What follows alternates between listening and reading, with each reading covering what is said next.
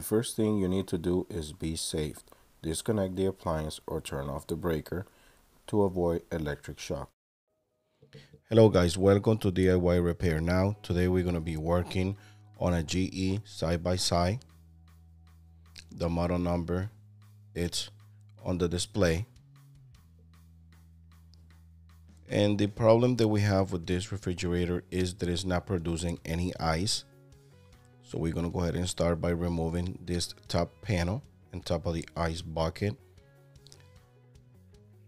And as you can see right there, the flopper is not out where it should be when the ice maker is on. And as you see on the left, the button is in the on position and the teeth on the actual ice maker are stuck on the ice cubes. So that's a clear demonstration that the ice maker mechanism inside it's bad. We're going to remove the ice bucket and we're going to release this harness for the ice maker with a screwdriver. Now you're going to need a 1/4. Sometimes it's either a Phillips screws or 1/4 screws to remove this ice maker. Go ahead and put the screws on the side. And now you're just going to pull out the ice maker like so. It sits in two male to female connections in the back, which I'm going to show you later. And sometimes you're going to have to reuse some of these parts because the ice maker, well, as you see right there, the teeth are stuck on the ice. This is the ice maker that we're going to be installing. This is a aftermarket ice maker, generic ice maker that I found on Amazon due to the fact that the original ice maker is extremely expensive. So this is a good solution for you.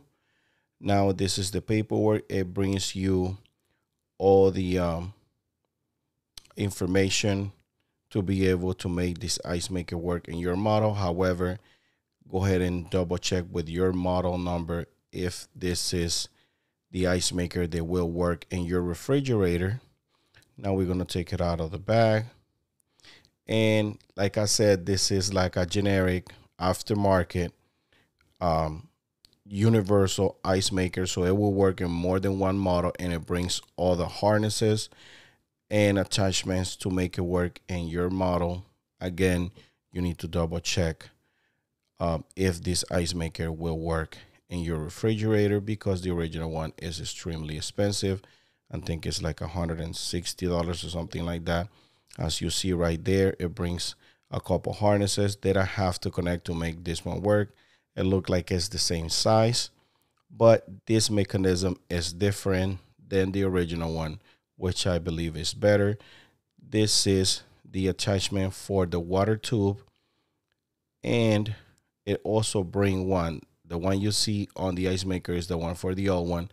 Now, if we compare this one side by side, they're very similar, but the original one is a little longer. So I believe I'm going to leave the one it's from the other ice maker just to make sure it's going to work the way it's supposed to. However, you can choose to install the one that comes on the back. As you see right there on the back, it has two male to female attachment.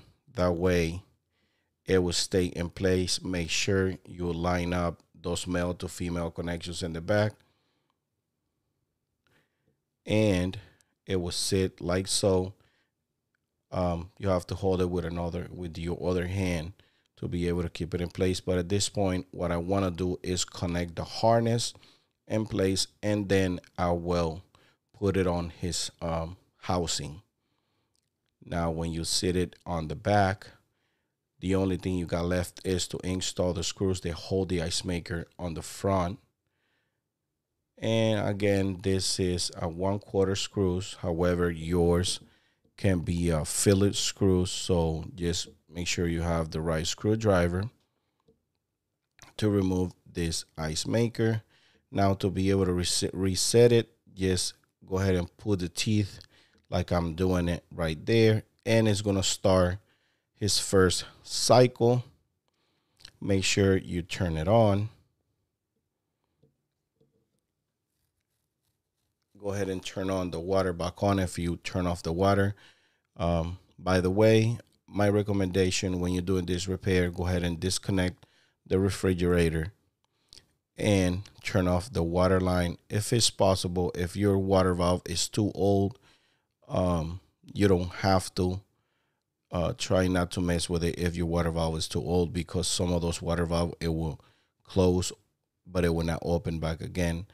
While we're doing this repair, the customer asked if we can replace the filters. So on this video, you can see how we replace the filter as well, in case you are interested in that subject.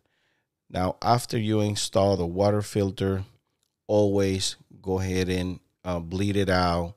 Just get all the air out of the line, because the new filter has no water in it, it's only air. And it's always recommended to dump about 5 or 6 cups to be able to start drinking the water, or letting the ice maker produce water. Produce ice. Because when you install these new filters, they will get the first couple cups with like some kind of residue, or it's like it turns like black, the water, because the filter is new. At this point, I'm just letting the whole mechanism works, because as you saw the teeth, I pulled them towards me, and then it starts doing his thing. I'm sorry, I don't have the original audio for this video, but sometimes the customer are talking on the back, and they got private conversations, or the dogs are barking on the background. So we don't want you guys to be bored with those kind of things.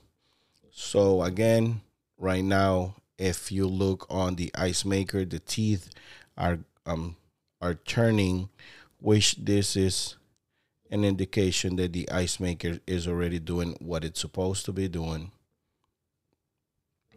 And those teeth are going, are turning towards you. And in a minute, you will see how the water fill up the ice maker. As you see the teeth right there. And as you see right there, it's already filling in water.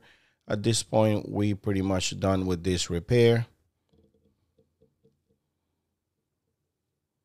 The only difference with this ice maker and the new one is that flapper, which the mechanism is different, but I found that even better. Install your bucket and this top panel.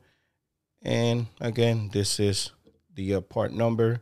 That's it for today. If this video helped you in any way, please give us a thumbs up and subscribe to our channel for future videos. Thanks for watching.